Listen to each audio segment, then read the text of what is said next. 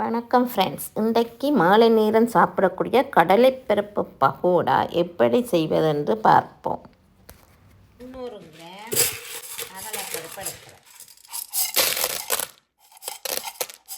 300 gram கடலைப்பருப்பு எடுத்துட்டு 2-3 தண்ணியில் கழுவிட்டு 3 மணித்தியாலம் ஊற விடுவோம். அதுக்கு பிறகு பார்ப்போம். 3 மணித்தியாலம் ஊறட்டும். கடலைப்பருப்பு பகோடாவுக்கு தேவையானது ஊறவிட்ட கடலைப்பருப்பு வடித்து வச்சுருக்கிறோம். ஊறவிட்டு செத்தல் மிளகாய் நறுவல் பிரிவலாமல் கொஞ்சம் சின்ன துண்டுகளாகவும் பட்டி வைக்க வேணும். பிறகு வெங்காயம் கொஞ்சம், மா வந்து ஒரு 100 கிராம் அவிச்ச கோதுமை மா 100 கிராம் எடுத்து வச்சுருக்கேன்.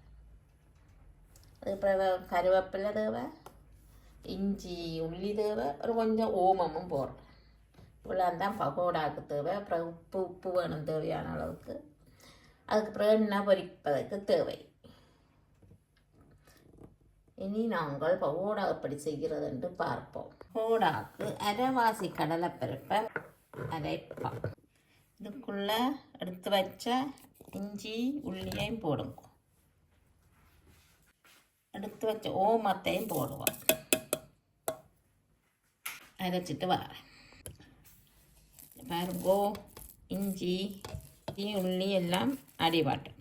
இப்படி கொஞ்சம் கொரப்பாக இருக்கும். இதே மாற்றிட்டு அப்புறம் இன்னும் ஒருக்கா அடிக்கும். இன்னொருக்கா அடிச்சுட்டு வரேன். இன்னும் ஒருக்கா அடித்தாச்சு. பாருங்கோ, கொரப்பாக இருக்கு. கொரப்பாக கொஞ்சம் இதண்டா புளிக்கக்கூடியது தான் நம்ம வேணும். அப்போ கொரப்பாக இப்படி இருக்கு. அடிச்செடுக்கும். அதுக்கப்புறம் பார்ப்போம். இப்போ பகோடாக்கு என்னென்ன தேவையோ போட்டு குழச்சி பொரிப்பேன். பெருஞ்சீரகம் அப்போது தேவையான பொருட்களை சொல்ல மறந்துட்டேன் போல கிடக்கு. பெருஞ்சீரகம் போடுங்கோ, சின்ன கரண்டியால் 2. செத்தல் மிளகாயும் அந்த குருவரப்பருத்த செத்தல் இதெல்லாம் போடுங்கோ.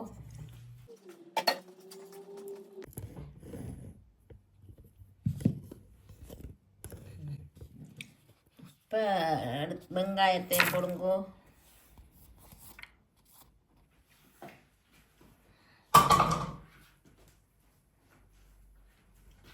உப்பு அளவாக போடுங்க. இது நான் வந்து 300 கிராம் கடலைப்பருப்பு. உப்பு வந்து நான் ஒரு தேக்கிறேன். ஏன்னா கை கணக்குத்தான் தெரியும். ஆனாலும் இந்த கரண்டியால் 1 பாருங்க. இன்னொரு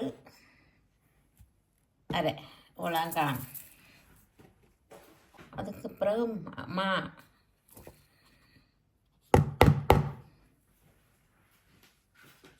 அதுக்கு பிறகு கருவேப்பிலை அதையும் போட்டு குழச்செடு.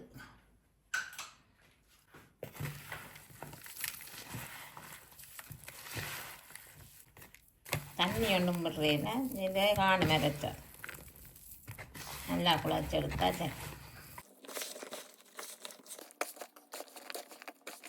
இப்படி குழச்சி உருட்டி எடுத்தா சரி.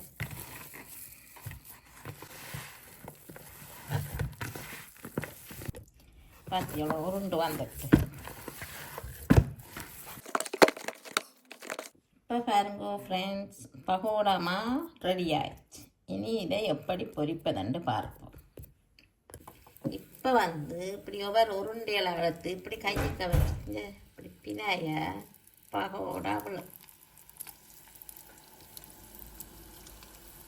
இப்படி உருண்டையாக எடுத்து இப்படி பிழிஞ்சு விடுங்க.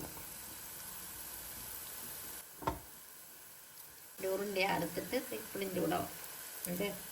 இப்போ பகோடா விழும்.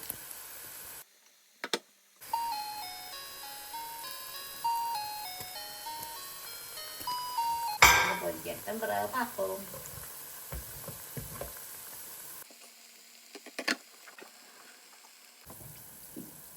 இப்போ ஒருக்கா திரட்டி விடும். அடுப்பை நீங்கள் குறைச்சி தான் வைப்போம். அப்போ தான் உள்ளுக்கு வேகும். இல்லாட்டிக்கு சொத்தாகும். பாருங்க ஃப்ரெண்ட்ஸ், கொஞ்சம் பொரிஞ்சோன்னு வந்துட்டு இந்த பபிள்ஸுகள் அடங்கினா பகோடா பொரிஞ்சிட்டேன் அர்த்தம். இன்னும் கொஞ்சம் நேரம் செல்ல வரும். ஒரு ஈவினிங் டைம் டீ டைமில் போர் அடித்தா என்ன சாப்பிடலாம்னு யோசிப்பீங்கள் தான். இப்போ இப்படி இருக்கா கடலைப்பருப்பு 3 மணிக்கு ஆரம்பத்துக்கு முன்னர் ஊற விட்டுட்டு டக்கண்ட ஒரு பகோடா செய்யலாம் தான். அதனால் பகோடா செய்து பார்க்கலாம். பாப்பா பகோடா பொரிஞ்சு அப்படி மொறுப்பாக வருதான்ட்டு பாருங்க. இப்போ பாருங்கோ நல்ல வடிவாக பொன்னிறமாக பொரிஞ்சு வந்து சிலண்டு கேட்குது பார்த்தியா. இந்த டைமில் எடுக்க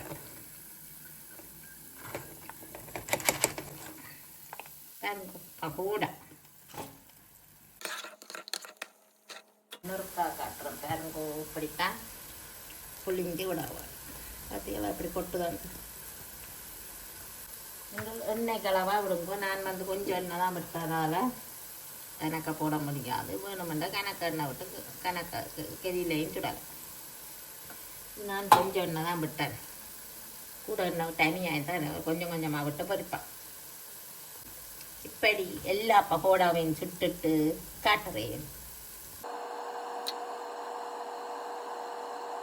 இப்போ பாருங்க ஃப்ரெண்ட்ஸ், பகோடா ரெடி ஆகிடுச்சு.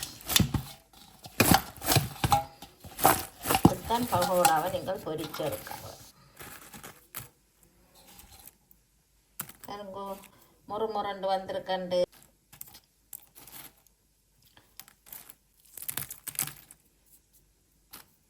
சாப்பிட்டு காட்டுறேன்னு இப்படி நொறுக்கண்டு கேட்குதுன்றேன்.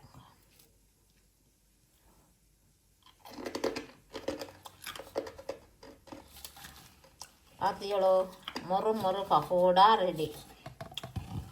இதே மெதட்டில் நீங்களும் செய்து பாருங்கள், நல்ல ருசியாக இருக்கும்.